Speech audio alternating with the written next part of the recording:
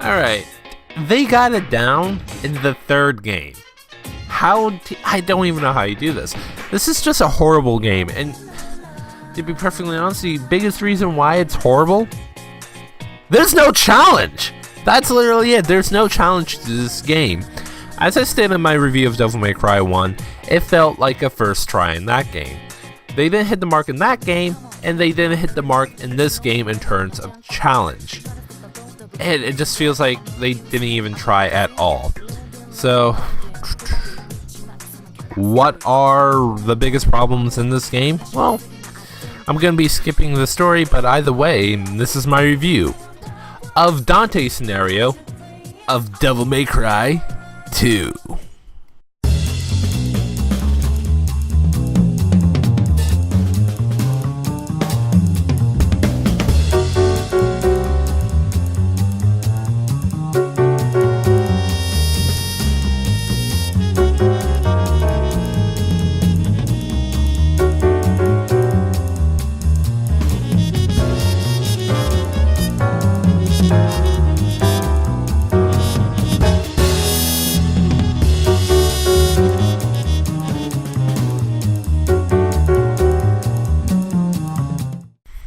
Alright, I'm skipping the story because it barely shows its ugly head.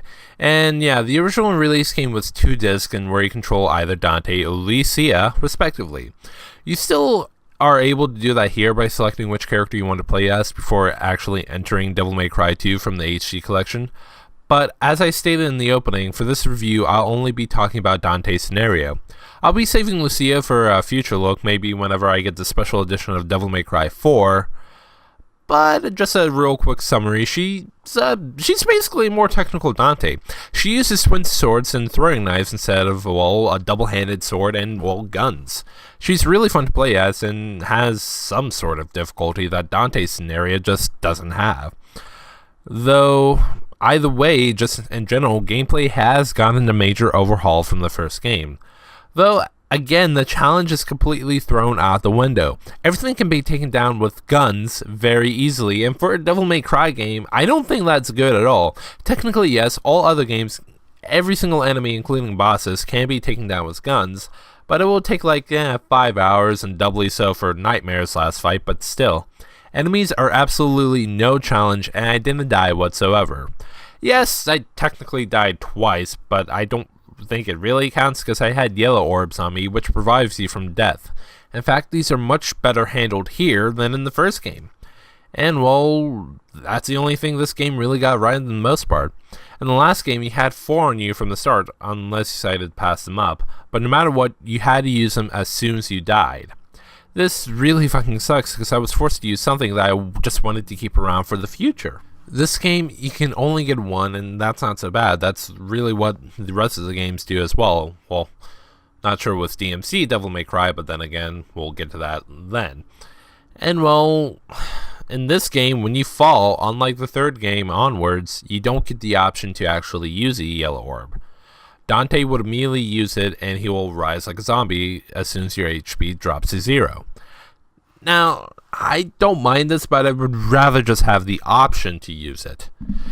And well, I just fucking hate boss fights in this game. Not because of how challenging they are, no, because of how boring they really are. Now, remember I said everything can be taken down and pretty easily with Ebony and Ivory? Yeah, I wasn't kidding at all.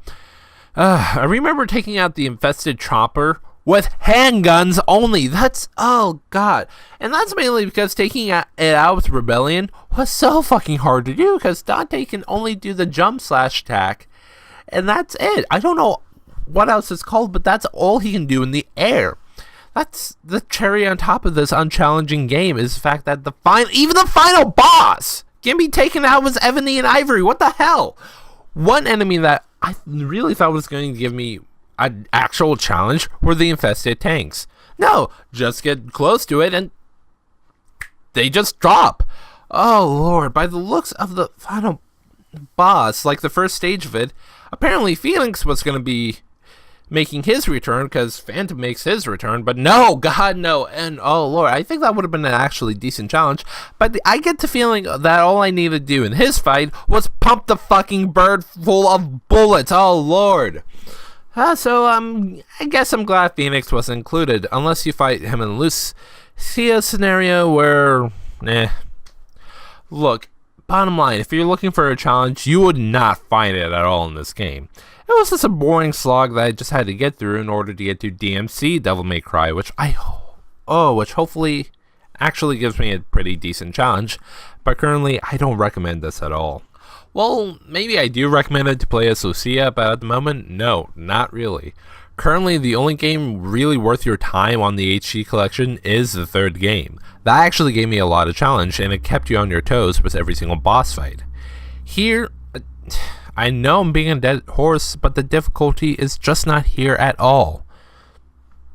In the Devil May Cry game, I do not think it's a good thing that any boss can be easily taken out with handguns. I mean, seriously, I don't know how you do that at all.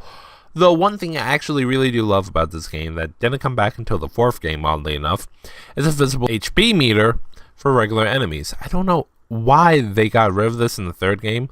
It was a welcoming addition, and well, I just really liked it. This is one change that I really love, though it's actually connected to something I really hate. Depending on your proximity to your enemies, Dante will be locked on no matter what to what enemy is close to you. Hold down and release R1 all you want, but it won't fucking do a thing. Just get closer to the enemy you want to focus on. Holding on R1 can allow you to keep focus on that enemy alone, so I'm at least glad, but it's still not a good system. Weapon-wise, I don't see a goddamn difference between all the swords you get in this game. I just didn't even get a use out of the shotgun, which was my favorite thing to use in the first, third, and Dante scenario in the fourth game. I just love using this for crowd control, but it's not needed here, and it was just a waste of time to actually get. This game looks so fucking ugly. I don't know what else to say. It's just ugly. The worst out of everything is Dante's model. I thought the body proportions were just a little bad with the heads being slightly too big in the anime. But here, it looks like he has a fucking triangle for a body. His running animation looks so weird. It's like he's running around with a stick jammed way up his ass. And apparently that problem is contagious because from what little I played of Lucia's scenario, she has the same problem.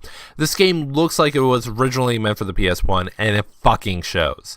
Oh lord, just how is that possible? The graphics were just okay in the first game, and I thought they would have gotten better in this game. No, God no. The game for some reason looks like it started development on the PS1 and jump shifted onto PS2. Color choices are the big part of the problem with this game. The choices are just so ugly and desperately need more colors. Bottom line, this game just does not look good at all. It just needs improvement, but hey, at least you tried. The music is not bad actually, but it's just generic rock. It's just like the opening to Power Rangers RPM and Kamen Rider Dragon Knight. Okay, but could have been a hell of a lot better. I also really hate Dante's new voice actor for this game, Matthew Kaminsky. He's not good, at least for Dante. I mean, I don't think I heard him in any other games, but to me, at least, he's just not a good voice actor for Dante, at least. He just doesn't give a good performance in this game. He sounds bored and stoned, and I think that's a step up from Shinji and Kamen Rider Ryuki, if that's anything, but he's still not good. If I ever get to Shin Megami Tensei Nocturne, where Dante makes a cameo, and I think he also becomes a party member in that game.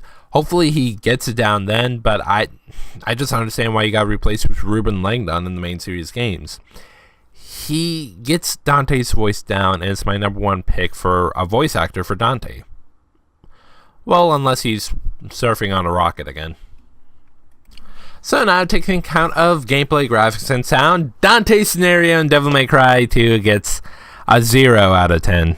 Don't bother with this game at all. It was just a really boring game that I don't think anyone should really play at all. It was just really boring, and that's just really all I have to say. Everything was just way too fucking easy. Again, no challenge at all, and I really think you just pass it up.